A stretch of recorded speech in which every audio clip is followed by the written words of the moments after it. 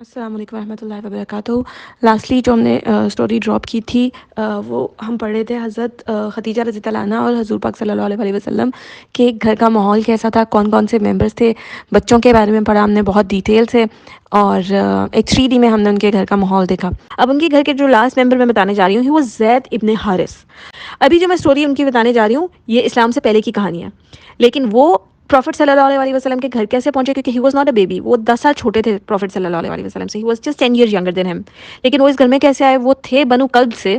اپنی ماں کے ساتھ ٹریول کر رہے تھے، جہاں سے وہ کڈنیپ ہوئے۔ کڈنیپ ہونے کے بعد سوت الاقاص، میں نے آپ کو بتایا تھا ایک جگہ تھی مکہ میں جہاں پہ ساری تجارت اور سیلنگ وغیرہ وہ کرتے تھے، تو وہاں پہ انہیں بیچا گیا سلیوری میں۔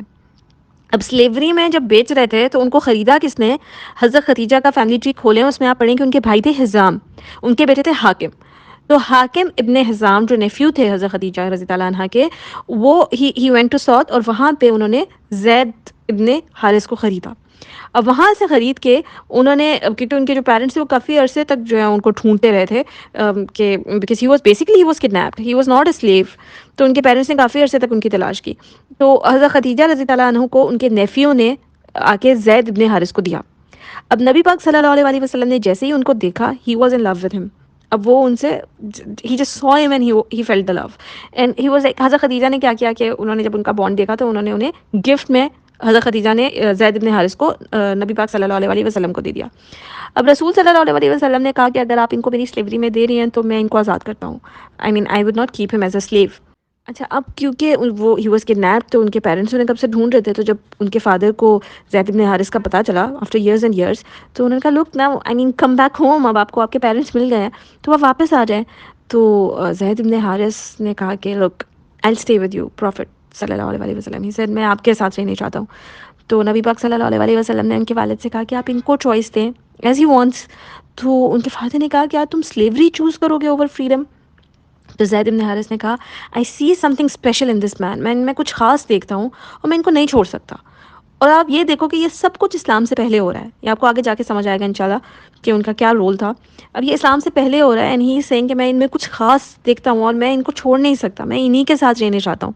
تو اس سے کہتے ہیں کہ نبی پاک صلی اللہ علیہ وسلم went to کعبہ، اور وہاں پہ جا کے انہوں نے اناؤنس کیا کہ یہ میرے بیٹے ہیں، ہی adopted him as his son۔ انہوں نے ویسے تو سلیوری میں انہوں نے کبھی رکھا بھی نہیں تھا، when she gifted حضرت Khadija gifted him to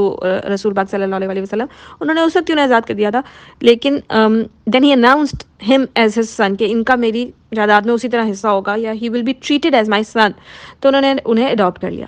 So now this is the picture of the house۔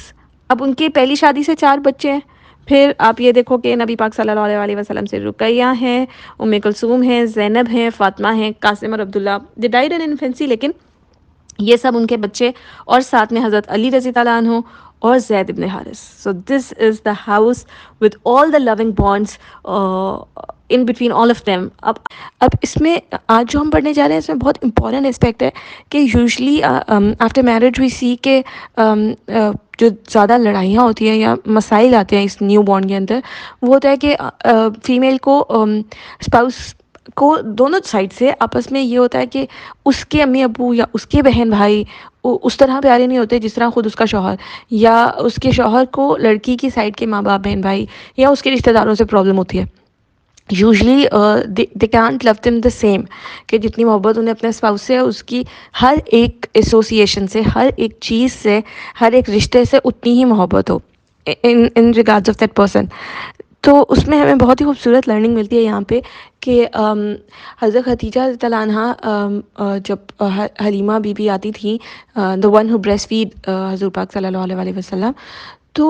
when she came تو انہوں نے ان کو I mean she was very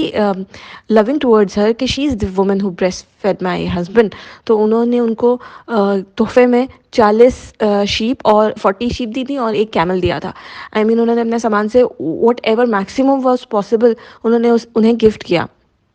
ان کی اگر آپ کو یاد ہو، ابھی کل بھی مہک نے ذکر کیا تھا کہ ان کی سسٹر جو تھیں حضرت حالہ، جب حضرت خدیجہ کی ڈیتھ کے بعد آتی تھیں تو نبی پاک صلی اللہ علیہ وسلم بھی حضرت خدیجہ کی ہر فرینڈ، ہر ان سے جڑا ہوا ہر رشتہ، یعنی ان کی بہن کے ساتھ ایسوسیشن، ان کو گفٹس دینا۔ لائف میں حضرت خدیجہ رضی اللہ عنہا کو ہم دیکھ رہے ہیں کہ وہ کیسے گفٹنگ کر رہی ہیں نبی پاک صلی اللہ علیہ وسلم کے رشتوں کے ساتھ، اور ان کی ڈیتھ کے بعد ہم نے دیکھا اور پڑھا کہ کیسے نبی پاک صلی اللہ علیہ وسلم گفٹنگ کیا کرتے تھے ان سے جڑے ہوئے ہر رشتے کو. سو اس میں ایک تو یہ بہت بڑی لرننگ ہے کہ جس بھی شخص سے ہم we claim to love anybody not just a spouse,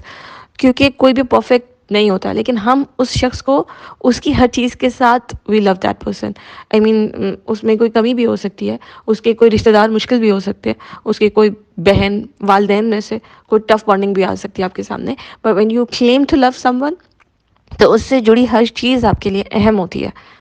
پھر اس شادی کے اندر ایک بہت امپورٹنٹ اسپیکٹ جو ہم دیکھتے ہیں کہ دونوں کا ایج ڈفرینس بہت زیادہ ہے. پھر ہم دیکھتے ہیں کہ فائنینشیل ڈفرینس بہت زیادہ تھا. حضرت خدیجہ ایک پیمپرڈ ماحول میں پلی تھیں, مطلب ان کا ایک فیملی اور اپریزنگ بالکل ڈفرینٹ تھی, جبکہ نبی پاک صلی اللہ علیہ وسلم ٹف سرکمسٹانسز میں ہی گریو اپ, آرفن تھے, پھر انہوں نے ٹف سرکمسٹانسز دیکھے اپنی لائف میں انٹل ہی میرڈ حضرت خدیجہ. تو دونوں کے براٹ اپ میں ڈفرینس, دونوں کی ایج میں ڈفرینس, دونوں کی فائنینشیل ڈفرینسز اگر ہم ان کو دیکھیں تو اور پھر اس گھر کے اندر ستیلے بچے بھی تھے, اور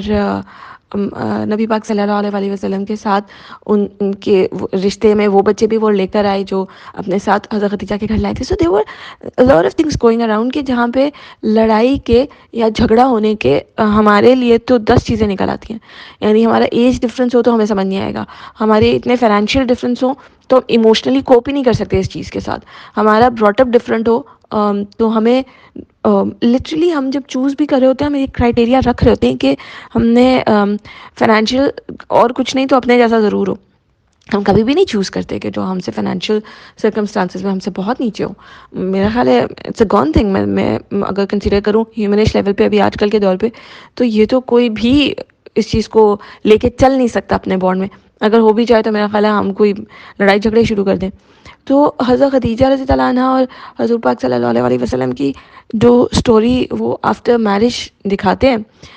جتنی بھی بکس میں لکھا ہے وہاں پہ کبھی بھی کہتے ہیں کہ جو ان کے نیبر تھے دے سیڈ کہ ہم نے کبھی ان کے گھر سے اونچی آواز نہیں سنی. دیٹ مینس کہ ہم نے کبھی ان کے گھر سے کوئی بحث یا لڑائی کی آواز نہیں سنی, ایکسیپٹ ون ٹائم جب ہم نے ایک اونچی آواز سنی. اس کے علاوہ ہم نے ان کے گھر سے اتنی ٹف بانڈنگز, اتنے بچوں کا ایسا ماحول ہونے کے باوجود وہ کہتے ہیں کہ ہم نے کبھی یہ نہیں سنا کہ ان کی آپس میں لڑائی ہوئی ہو. اور وہ جو ون ٹائم انہوں نے جو ان کے نیبر نے سنا تھا کہ اونچی آواز جو انہوں نے سنی تھی وہ یہ تھی کہ نبی پاک صلی اللہ علیہ وسلم نے اونچی آواز سے کہا تھا کہ لا آئی ڈونٹ ورشپ لات اینڈ عزا, میں ان کی عبادت نہیں کروں گا, لات اور عزا جو ان کے وہ بت تھے. تو اور حضرت خدیجہ سے verily I mean you can just not do that, I mean آپ بے شک ان کو ورشپ مت کریں. تو وہ شاید کہتے ہیں کہ سرکمسٹانسز یہ تھے کہ انہوں نے اپنے کسی فیملی ایونٹ پہ جانے کے لیے کہا ہوگا یا کوئی گیٹ ٹوگیدر ہوگا واللہ عالم, جہاں پہ انہوں نے انسسٹ کیا ہوگا یا کہا ہوگا جانے کے لیے. تو نبی پاک صلی اللہ علیہ وسلم نے اس بنیاد پہ, کیونکہ سب وہاں پہ ورشپرز ہی تھے, لیکن اس بنیاد پہ maybe he didn't want to go کہ وہ ان کی پوجا نہیں کرنا چاہتے. اور حضرت خدیجہ سپورٹڈ ہر ہسبینڈ, انہوں نے کہا بالکل اوکے دیٹس اٹ, آپ بے شک مت جائیں, آپ مت کریں ان کی وہ. تو یہ that was the one time, یہ ایک واقعہ تھا کہ جہاں پہ ان کے نیبر کہتے ہیں کہ ہم نے اونچی آواز سنی. ورنہ ان سارے یعنی اتنے اس طرح کے بانڈ کے اندر جہاں پہ اتنے ڈفرینسز تھے ایموشنل اسپیکٹرم کے اندر بھی اور ایج وائز فائنینشیل وائز ہر طرح سے, ہمارے جیسے انسان کو 10,000 موقع مل جائیں لڑائی کرنے کے, تو اس پورے اس بانڈ کے اندر ہمیں ہسٹری میں یا ہمیں ان کے بکس میں کہیں سے بھی یہ نہیں ملتا کہ شادی تو کی محبت سے, لیکن ہمیں یہ نہیں ملے گا کہ بعد میں کوئی جھگڑے پڑ گئے اور بعد میں مسائل آ گئے اور بانڈنگ ٹف رہی ان کی. ایسا کچھ بھی نہیں تھا. سوچیں کہ وہ ایموشنلی کتنے میچور ہوں گے, یا وہ اپنی ان سارے یہ جو ستیلے بچے اور رشتوں کو لے کے وہ کتنا میچور وے سے سوچتے ہوں گے کہ انہوں نے اس چیز کو کبھی جھگڑے کا مسئلہ بنایا ہی نہیں گھر کے اندر. اس کے بعد کہتے ہیں کہ جب ان کی حضور پاک صلی اللہ علیہ وسلم کی جب شادی ہوئی حضرت خدیجہ سے, تو اس سے ان کا جو سوسائٹی میں اسٹیچر تھا, جو ان کا ایک معاشرے میں عزت کا مقام تھا, وہ بڑھ گیا تھا. لوگ ان کو عزت کی جگہ رکھتے تھے. اور جب انہوں نے شادی کی تو فائنینشیل طور پہ تو وہ یہ تھا کہ obviously he went strong, because انہوں نے تجارت کنٹینیو کی اور انہوں نے اس بزنس کو آگے پروسیڈ کیا. تو جب ہمیں یاد ہوگا کہ جب خانہ کعبہ کی تعمیر میں انہوں نے حجرہ اسود لگانا تھا تو پھر نبی پاک صلی اللہ علیہ وسلم سے پوچھا